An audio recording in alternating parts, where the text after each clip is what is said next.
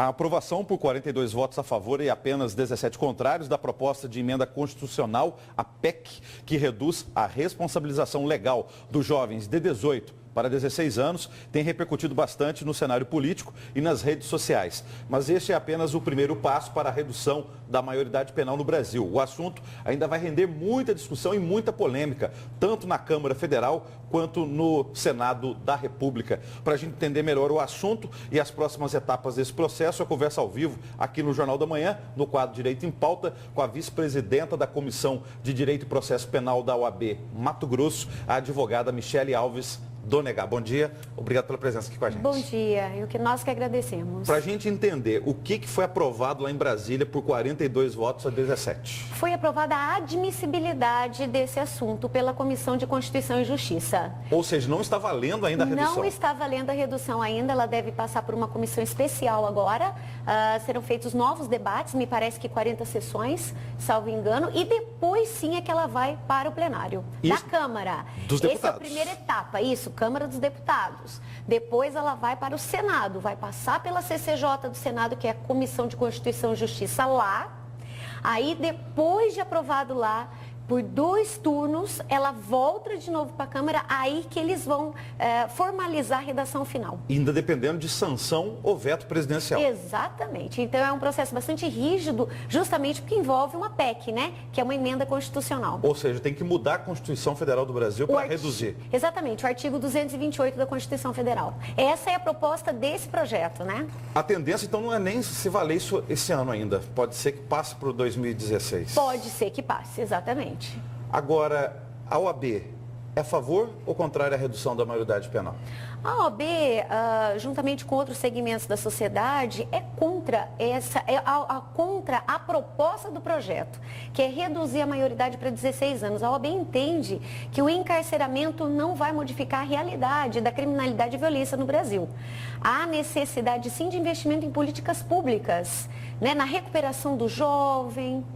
Nesse sentido, investimentos em educação, para evitar que esse jovem ele se desvirtue para o caminho da criminalidade. Quem é a favor da redução da maioridade penal diz o seguinte: tem adolescente infrator aí, ou em conflito com a lei, como é o termo jurídico mais usado atualmente, de 17 anos, por exemplo, que comete, por exemplo, um crime contra a vida, por exemplo, um assassinato, e ele ainda é protegido, ele está sob o manto da proteção do ECA, do Estatuto da Criança e do Adolescente. E aí ele vai, no caso, para um complexo socioeducativo, ao invés de para um presídio. Qual que é a justificativa jurídica da OAB de que o ECA deve proteger, por exemplo, um adolescente homicida e não o Código Penal? Na verdade, a finalidade do Estatuto, e é nesse ponto que a OAB ela é bastante enfática, não é punir. Né? Tanto que a medida socioeducativa, a punição é o Código Penal e legislação especial. Né? O Brasil é signatário da Convenção dos Direitos da Criança e do Adolescente desde 89. O Estatuto veio em 1990. O Estatuto responsabiliza criminalmente a partir de 12 anos o indivíduo. Mas, por entender que é um indivíduo ainda em formação, ele merece um respaldo do poder público, da sua família, também da sociedade organizada, para que ele não cometa esses atos.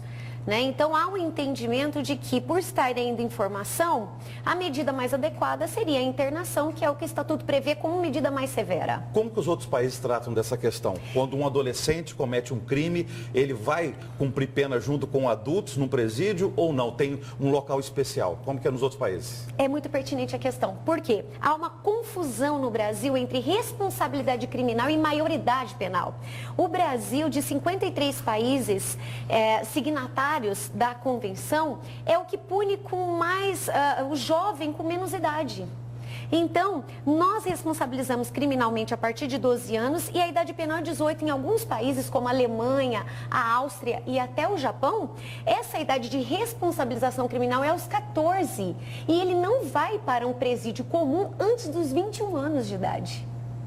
Então, aqui no Brasil, ele vai a partir de 18 anos.